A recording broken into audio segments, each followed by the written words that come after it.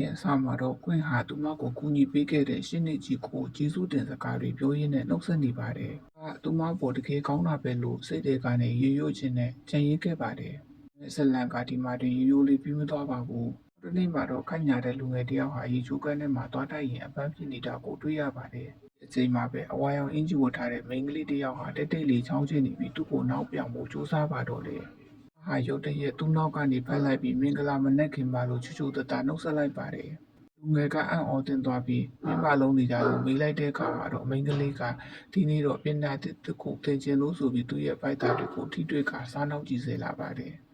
အခုလူငယ်ကလည်းအလျှော့မပြီးပဲသူမကိုနေရာမှာကပ်လိုက်ပြီးတော့ဘယ်လိုပညာမျိုးလဲဒီလိုပညာမျိုးလားလို့မေးရင်သူမကိုရုတ်တရက်အပွေးချလိုက်ပါတယ်။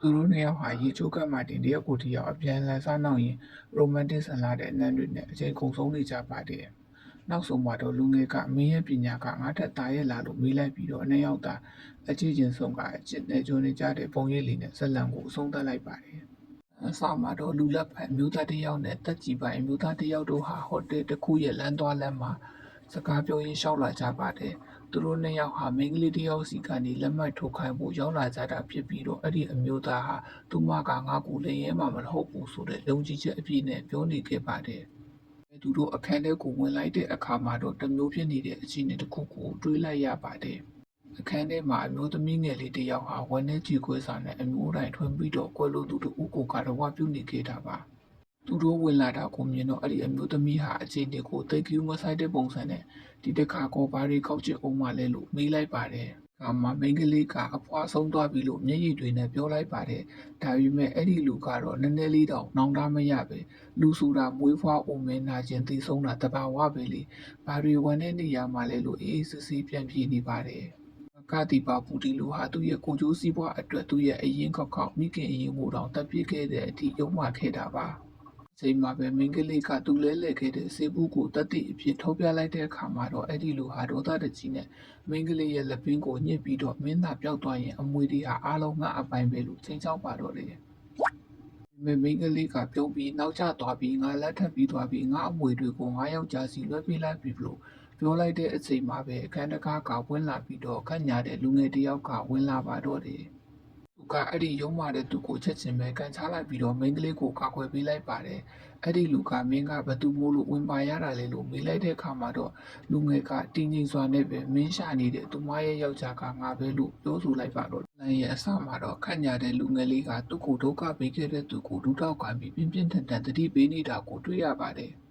မင်းမကွင်းရဲ့သွေးပါနေလို့သာခံကောင်းသွားတာမဟုတ်ရင်မင်းရဲ့အယိုးပြတွေကဒီပူထဲမှာရောက်နေလောက်ပြီလို့ဒေါသတကြီးနဲ့ပြောလိုက်ပါတယ်။သူမိတန်ကတော့ကြောင်ရွံ့တုံရင်စွာနဲ့အတန်နာခံနေပြီးမြလူငယ်လေးကတော့လုံးဝအရှုံးမပေးပါဘူး။အခိုင်းစိတ်တွေကိုခေါ်ပြီးတော့ဒီလူရဲ့အခွန်ရှောင်တဲ့သက်သေတွေကိုရဲလက်အပ်လိုက်တော့လို့အမိတ်ပေးလိုက်ပါတယ်။ဟိုကြတော့အပြစ်ရှိတဲ့သူကမင်းငါကိုသစ္စာဖောက်တာလားလို့မေးလိုက်တဲ့အခါမှာတော့အခိုင်းစိတ်ကကျွန်တော်ကအစကတည်းကသခင်လေးရဲ့လူပါလို့တင်းငိမ့်စွာပြန်ပြေးလိုက်ပါတယ်။နာရီအားလုံးပြီးဆုံးသွားတဲ့နောက်မှာတော့လူငယ်လေးကစိတ်မကောင်းဖြစ်နေတဲ့မိန်းကလေးစီကိုသွားပြီးတော့နှိမ့်သိပ်ပေးပါတယ်။သူတို့မင်းအပေါ်ဘယ်လိုဆက်ဆံခဲ့လဲလို့ဂယုတစိုက်မေးမြန်းတဲ့အခါမှာတော့မိန်းကလေးကကောင်းလဲမကောင်းတယ်လို့ဆိုးလဲမဆိုးပါဘူးလို့ရိုးရိုးလေးပဲပြန်ပြေးခဲ့ပါတယ်။ဒီချိန်မှာပဲမိတန်ကိုသူ့ရဲ့အခိုင်းစိတ်တွေကဆွဲခေါ်သွားကြပြီးတော့ယုံကတော့ကွင်းကိုနှိမ့်သိပ်လွှဲထွေးမှုတွေပေးနေခဲ့ပါတယ်။ဒါပေမဲ့စာပီယွန်ကတော့သူမကိုကာကွယ်ပေးခြင်းနဲ့စိတ်နဲ့ဒါဆိုရင်တော့ငါသူတို့ကိုခွင့်လွှတ်ပေးလိုက်မယ်သူတို့ရဲ့ပိုင်ဆိုင်မှုတွေကိုသူတို့လက်ထဲပြန်အပ်လိုက်တာကငါရဲ့အကြီးမားဆုံးဂရုဏာပဲလို့ပြောရင်းနဲ့သူမကိုဖက်ကနှစ်သိပ်ပေးလိုက်ပါတယ်မိန်းကလေးကလည်းဒါတွေကဟိုးရင်ကကိစ္စတွေပါငါစိတ်ထဲမှာမထားတော့ပါဘူးလို့ပြန်လည်ပြီးတော့ပြောဆိုလိုက်ပါတယ်အခုချိန်မှာတော့ကွင်းတယောက်ကသူ့ရဲ့ဘက်ကနေပြီးတော့မမမတ်ရက်တိပေးမဲ့သူ့ရဲ့ချစ်သူခင်မရှိနေတဲ့အတွက်ကြောင့်မို့သူ့ရဲ့ဘဝလေးကလုံခြုံစိတ်ချလို့သွားခဲ့ရပြီပဲဖြစ်ပါတယ်အလန်ရဲ့အစမှာတော့ချစ်သူနှုတ်အားဆိုပါပေါ်မှာအတူထိုင်နေရတဲ့နဲ့နေတဲ့စကလုံးတွေကိုပြောဆိုနေကြပါတယ်လူငယ်လေးကတော့မင်းကတော့မေ့ပြနိုင်ပြီမဲ့ငါကတော့မေ့လို့မရဘူးလို့ဝမ်းနဲ့ရိတ်တန်တဲ့အတန်နဲ့ပြောလိုက်ပါတယ်သူကတကယ်လို့ငါသာမင်းနေရမှာဆိုရင်မင်းငယ်ကလေးကဂျုံတွင်းနေရတဲ့ဒုက္ခတွေကိုသာခံစားခဲ့ရမယ်ဆိုရင်ဘယ်လိုလုပ်ရမလဲလို့မေးခွန်းထုတ်ခဲ့ပါတယ်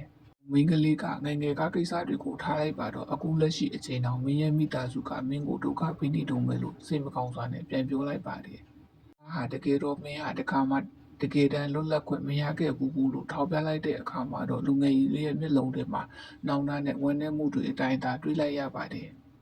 မိန်းကလေးကအခြေအနေကိုပြောင်းလဲပြဖို့ကြိုးစားပါတယ်။သူမကဒါပေမဲ့ရပါတယ်။နောက်ဆိုရင်ငါတို့နှစ်ယောက်ကလမ်းတစ်ခုတည်းကိုအတူရှောင်မယ်။ဘဝတစ်ခုတည်းကိုအတူဖြတ်သန်းမယ်။မင်းရှိမဲ့နေရာတွေမှာငါရှိနေမှာပါလို့အားပေးစကားပြောလိုက်ပါတယ်။ဒါကကြောင့်လူငယ်လေးဟာအားတက်သွားပြီးမင်းအတွက်ဆိုရင်ငါရဲ့မိသားစုကိုစွန့်ခွာရတာကဘာမှမဟုတ်ပါဘူးလို့ခိုင်မာစွာကတိပေးလိုက်ပါတယ်။မိန်းကလေးကလည်းငါမိသားစုတွေမကဘူးငရဲပြီဖြစ်နေရင်တော့ငါကတော့မင်းနောက်ကိုလိုက်လာမှာပဲလို့ပြန်ပြောရင်းနဲ့နှစ်ယောက်သာအပြန်အလှန်ဖတ်ထားကြပါတယ်။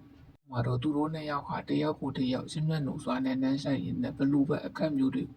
ကြုံရပါစေတူတူချင်းဆိုင်သွားမယ်ဆိုတဲ့အချစ်ဇလန်လေးကိုတွေ့ရမှာပဲဖြစ်ပါတယ်။နိုင်ရဲ့အစားမှာတော့စာပီယွန်နဲ့ကွင်းတို့ဟာပန်းချန်တွေမှာတိတိလေးချင်းတွေ့နေကြပါတယ်။ကွင်းကစာပီယွန်ရှိတဲ့စီကိုလမ်းလျှောက်ပြီးတော့ရှောက်ထွက်သွားပါတယ်။စာပီယွန်ကတော့ကွင်းကိုရက်ပြီးတော့စောင့်နေခဲ့တယ်။နောက်မှာတော့သူတို့နှစ်ယောက်ကတယောက်ကိုတယောက်အချစ်တွေပုံနေကြပြီးတော့နှကန်းချင်းနှမ်းရိုက်ကချစ်နေကြနေကြတာပါ။မဲ့သူတို့မသိတာကတော့ဒီမြင်ကွင်းကိုတစုံတစ်ယောက်ကချောင်းကျင်းနေတယ်ဆိုတာပါပဲအဲ့ဒီလိုမျိုးချောင်းကျင်းနေတဲ့သူကတော့မင်းသားရဲ့ညီမလေးပဲဖြစ်ပါတယ်ဟာတိုင်တလုံးရဲ့နောက်မှာပုံနေပြီးသူတို့ရဲ့အပြုတ်မှုတွေကိုအံ့ဩတကြီးနဲ့သိနေခဲ့ပါတယ်မဟာဒါကမဖြစ်နိုင်တာကွင်းကားပါလို့ဇာပီယွန်နဲ့အတူရှိနေရတာလေလို့စိတ်ထဲကနေရေရွတ်တွင်နဲ့သူတို့နှစ်ယောက်ရဲ့ဆက်ဆံရေးကိုတန်တရားဝင်နေပါတယ်ဇာပီယွန်နဲ့ကွင်းကတော့ဘာမှမသိပဲအကြည့်ဆိုင်နေတုံးပါပဲဒါပေမဲ့ဇာဘီယွန်ကရုတ်တရက်တစ်ခုခုကိုသတိထားမိသွားပြီပေါ့ခုနကငါတို့လမ်းနေကြတာကိုမင်းကြီးမှသတိထားမိသွားပြီထင်တယ်လို့ပြောလိုက်ပါတယ်။ဒါလည်းရတဲ့အခါမှာတော့ကွင်းကထိတ်လန့်သွားပြီးတော့ Transdala သူကပါလို့ငါတို့နောက်ကိုလိုက်လာရတာလေ။သူငါတို့အကြောင်းအလုံးကိုဖွင့်ပြောလိုက်ရင်ဘယ်လိုလုပ်မလဲလို့စိုးရင်တကြီးနဲ့မေးမြန်းပါတယ်။ဇာဘီယွန်ကတော့တင်းငင်စွာနဲ့ပဲတနေ့နေ့တော့ဒါကိုရင်ဆိုင်ရမှာပဲလေငါကတော့အစင်သင်းဖြစ်နေပြီ။မင်းကအစင်သင်းဖြစ်ပြီလားလို့မေးလိုက်ပါတယ်။